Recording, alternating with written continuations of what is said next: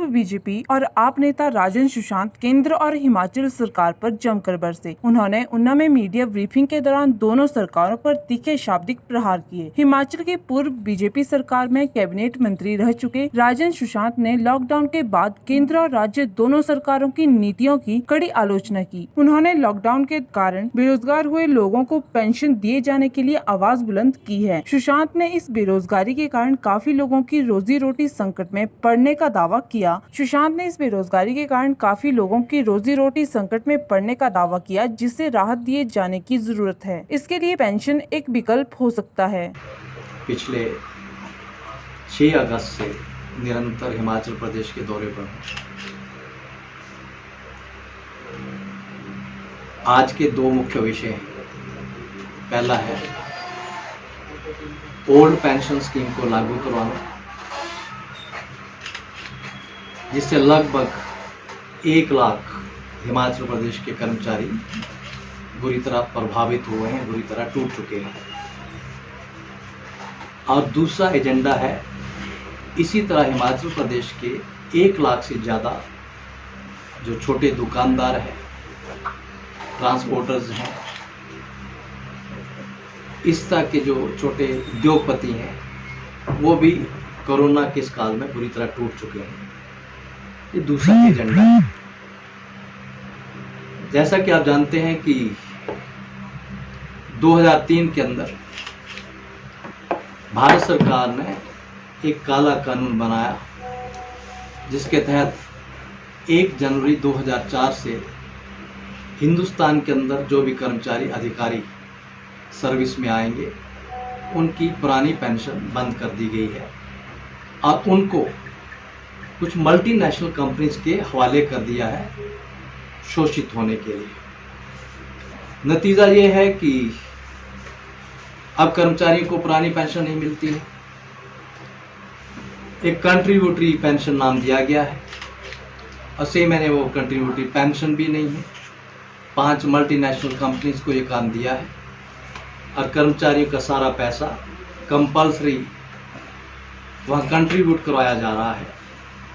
और बड़े आश्चर्य की बात है कि उसमें से कर्मचारी ज़रूरत पर ही मांगना चाहेगा तो उसको ज़्यादा से ज़्यादा 60% मिलेगा, अपना दिया हुआ पैसा 40% मिलेगा ही नहीं।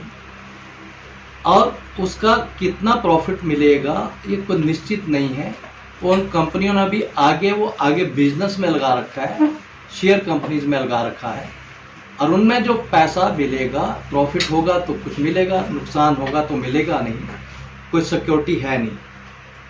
और बड़े दुख की बात है कि आज बाजार में अगर कर्मचारी अपना पैसा जमा कराएं तो उनको 8%, 8.5% ब्याज मिल सकता है।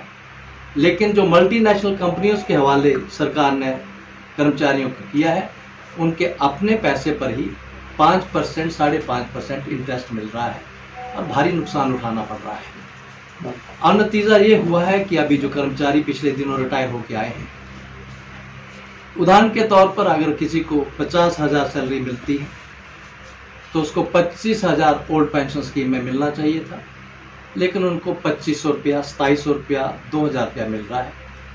असाधारणतया कर्मचारियों की जो पेंशन की रेंज आई है वो 500 रुपये से लेकर के और 2-2.5 हज़ार के बीच में है। अर्थात आज जो कर्मचारी 50-60 हज़ार पर रिटायर होता है, उसको 25,000 के बजाय जब आप 2,000-2,500 दे रहे हैं, तो ये जो रेंज आया है, ये रेंज पेंशन का आपका दिहाड़ी के हिसाब से मैं अगर लगाता हूँ तो 30 रुपये दिहाड़ी से लेकर के आपको 83 रुपये दिहाड़ी पड़ रही है। जबकि मनरेगा के अंदर भी आज दिहाड़ी मजदूर को हम दे रहे हैं 204 रुपया। तो इससे बड़ा शोषण क्या होगा? महंगाई इस कदर है कि आपका बाजार में सब्जियों के दाम 80 रुपया, 100 रुपया जा रहे हैं। आपका मटर 120 रुपया किलो जा रहा है, प्याज, आलू 50 से ऊपर जा रहे हैं। और ये समझ से बाहर हो गया है कि ये कर्मचारी जिनको आज 30 रुपये से 80 रुपये के बीच में पेंशन मिलेगी दिन की, वो कैसे गुजारा करेगा। मैंने 6 अगस्त को शिमला में प्रेस कॉन्फ्रेंस करके भारत सरकार को भी और हिमाचल सरकार को भी आग्रह किया था कि एक देश में मोदी जी 2 कानून नहीं हो सकते। आप कहते थे कि जो सारे भारत में कानून होगा वो जम्मू कश्मीर में लागू करेंगे। आपने 370 दफा हटा दिया और हमने इसका स्वागत किया, आपका धन्यवाद भी किया। अब मैंने बार बार प्रधानमंत्री जी से भी आग्रह किया है और मुख्यमंत्री जयराम जी से भी आग्रह किया है, अगर एक देश में दो कानून नहीं चल सकते तो एक देश में कर्मचारियों के ऊपर भी एक ही कानून चलना चाहिए और एक राज्य में भी कर्मचारियों के ऊपर भी एक ही कानून हो। अगर कर्मचारियों को आप 2003 के बाद ओल्ड पेंशन स्कीम से महरूम कर रहे हैं तो 2003 के बाद जो भी विधायक चुन के आता है, जो भी एमपी चुन के आता है, उसको भी न्यू पेंशन स्कीम के अंदर लाया जाए। हालांकि मैं 2003 के बाद का विधायक नहीं, मैं 1982 के बैच का विधायक हूँ, मेरे ऊपर ओल्ड पेंशन स्कीम लागू होता है। लेकिन जब यह आंदोलन मैंने अपने हाथ में लिया है और संकल्प लिया है तो मैंने नैतिकता के आधार पर 5 अगस्त 2020 से ही अपना विधायकी पेंशन भी छोड़ दी है और सांसद के तौर पर भी पेंशन छोड़ दी है। और मैंने उस दिन अपील की थी हिमाचल प्रदेश के सारे अपने साथियों से, आप भी पेंशन छोड़िए। मुझे अफसोस है, मैं तो एक साधारण परिवार से आता हूँ, मेरा तो 90% घर चलता ही पेंशन से था, लेकिन हमने कर्मचारियों के लिए नैतिकता के आधार पर ये छोड़ दिया। लेकिन जिन बड़े बड़े नेताओं के पास आज 50-50 करोड़ रुपये से ज़्यादा जायदाद है, 100-100 करोड़ रुपये से ज़्यादा की जायदाद है, उन्होंने भी अभी नैतिकता नहीं दिखाई। मुझे अफसोस है कि कुछ ऐसे नेता हैं जो बड़े युधिष्ठिर बनते हैं, नैतिकता की दुहाई देते हैं, सिद्धांतवादी बनते हैं, बड़े बड़े होटलों के मालिक हैं। मैं उनसे उम्मीद करता था वो एकदम से मेरी अपील पर असर करेंगे और पेंशन छोड़ेंगे, उन्होंने भी नहीं साहस दिखाया। मैं आज फिर अपील करता हूं उन्ना से कि 2 महीने से ज़्यादा समय हो गया है, आप तो हिम्मत दिखाइए, या साफ कह दीजिए कि कर्मचारियों की ये मांग मैं गलत कर रहा हूं और ये ठीक नहीं, एक तरफ लगी। इसके तहत मैं प्रदेश के सारे जिलों का दौरा कराया। आज ये मेरा आखिरी दौरा है प्रदेश के सारे जिलों का। सब जगह मैं कर्मचारी नेताओं से भी मिला हूँ, जनता से भी मिला हूँ और आंदोलन की तैयारी की है। आंदोलन आगे बढ़ रहा है। मैंने 5 सितंबर को धर्मशाला में धरना शुरुआत किया था और उसके बाद हर सप्ताह में एक जिला में साप्ताहिक धरना दे रहा हूँ। जनता का धरना है, फतेहपुर में दिया था 7 तारीख को, मैंने सोलन में दिया था, 14 तारीख को पालमपुर दे रहे हैं और इस तरह अगले कुछ समय में प्रत्येक जिला में हम धरना देंगे। जनता का सहयोग होगा, कर्मचारियों का सहयोग होगा। मैंने कर्मचारियों से भी अपील की थी कि आपके पास भी कोई रास्ते नहीं है, विकल्प नहीं है, 2 ही मार्ग हैं। अगर तो सरकार के ट्रांसफर से डरते रहोगे तो क्या होगा, 58 साल तक नौकरी कर लोगे, लेकिन जैसे रिटायर होगे तो धड़ाम से नीचे गिरोगे। आपको पेंशन 500 रुपये से 1000-1500 मिलेगी और घर में आपका गुजारा होगा नहीं।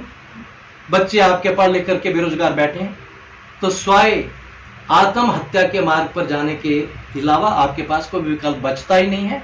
या तो आप आत्महत्या का प्रयास कर लीजिए या आप अपना साहस करके संघर्ष कर लीजिए और अपनी मांग को मनवाइए। आहिस्ता आहिस्ता अपना भय छोड़ करके मैदान में आ रहे हैं। उन्होंने 2 अक्टूबर को पूरे प्रदेश में गांधी जयंती के ऊपर साहस दिखाया, शपथ ली। 6 अक्टूबर को कर्मचारियों ने एसडीएम्स के माध्यम से मेमोरेंडम भेजे हैं मुख्यमंत्री जी को, प्रधानमंत्री जी को, और 24 अक्टूबर को प्रत्येक जिला में बड़ा धरना का तैयारी कर रहे हैं। मैं कर्मचारियों को इसके लिए साधुवाद भी देता हूं, शाबाश भी देता हूं। आप अपने संघर्ष के लिए जाग रहे हैं, अंगड़ाई ले रहे हैं और हिम्मत करिए और 24 के धरने बड़े जोरदार तरीके से कामयाब करिए। मैं जनता से भी अपील कर रहा हूं, ये आने वाले भविष्य की पीढ़ी का सवाल है, आपके बच्चों का सवाल है। अगर आज ही ओल्ड पेंशन स्कीम लागू नहीं होगी तो कल के आपके जो बच्चे नौकरी में लगेंगे वो भी इसका शिकार बनने वाले हैं। तो आप कंप्रोमाइज मत करिए, आगे आ जाइए और संघर्ष करने के लिए तैयार रहिए।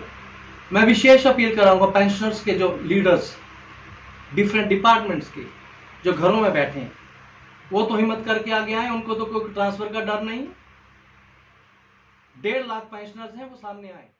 उन्ना से आपका फैसला टीवी के लिए जिला ब्यूरो चीफ जीवन शर्मा के साथ अनुवालक